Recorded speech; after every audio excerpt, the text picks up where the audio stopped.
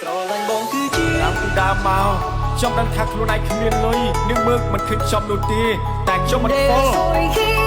មិនថាខ្ញុំស្រឡាញ់លោកប៉ុណ្ណាតែខ្ញុំមិនអាចរៀបការជាមួយបរិយាកាសកុហកខ្ញុំបាននោះទេស្រឡាញ់បងបន្តមានតែទឹកភ្នែកគឺតែជ្រើការបាយទៅមានតម្លៃបងតែទុកអូនមកក្នុងមិនដឹងអី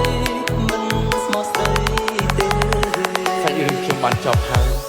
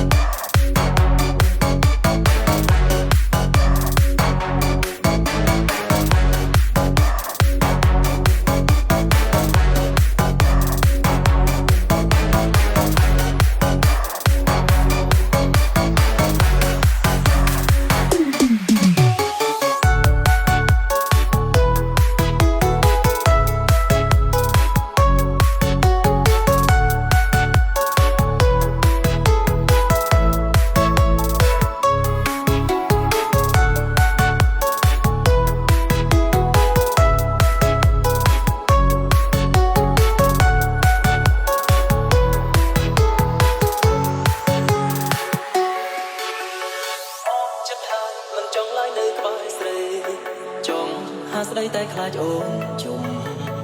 អងជំនឿមិនគួរយកបែរដងគុំអងអារម្មណ៍មិនចង់បន្តបងសាវ៉ាមានសង្សារច្រើនអ្នកណាស់ហើយគ្មានអ្នកណាបងស្មងសពេលស្រឡាញ់ឃើញតែមួយឆៅថាល្អហើយក៏ប្រើអងស្រឡាញ់បងគឺជា